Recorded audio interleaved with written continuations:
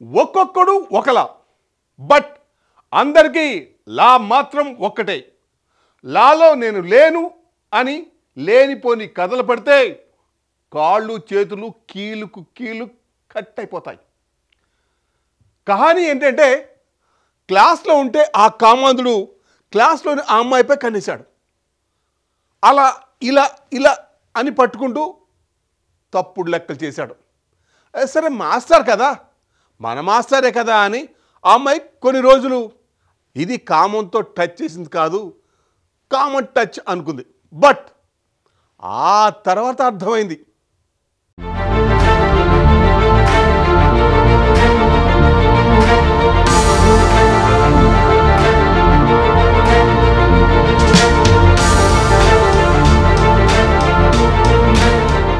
విద్యార్థినిపై ఓ teacher లైంగిక దాడికి పాల్పడ్డ దారుణ ఘటన అనకాపల్లి జిల్లాలో జరిగింది.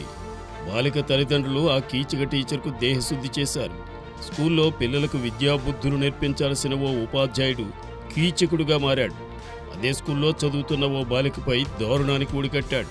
అనకాపల్లి వడ్డాది ఎన్టీఎస్ పాఠశాలలో 9వ తరగతి చదువుతున్న విద్యార్థినిపై అదే స్కూల్లో ఉపాధ్యాయుడిగా ఉన్న ప్రసాద్ అనే వ్యక్తి లైంగిక దాడికి పాల్పడ్డాడు.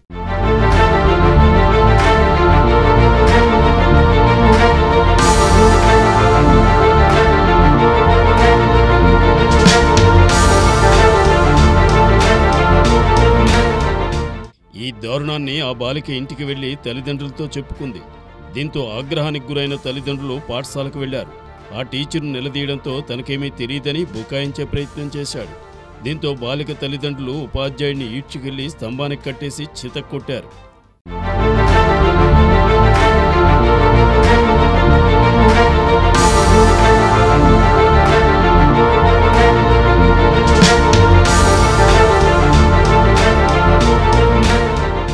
పాప తమతో అంతా చెప్పిందని, ఇప్పటికైనా చేసిన నేరం ఒప్పుకోవాలని దేహశుద్ధి చేశారు.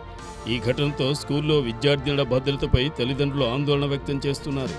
ఇక ఈ ఘటనపై సమాచారం అందుకున్న పోలీసులు సంఘటనా స్థలానికి చేరుకున్నారు. కీచక ఉపాధ్యాయుడిని అదుపులోకి తీసుకున్నారు. ఘటనపై కేసు నమోదు చేసి దర్యాప్తు చేపడతామని పోలీసులు తెలిపారు.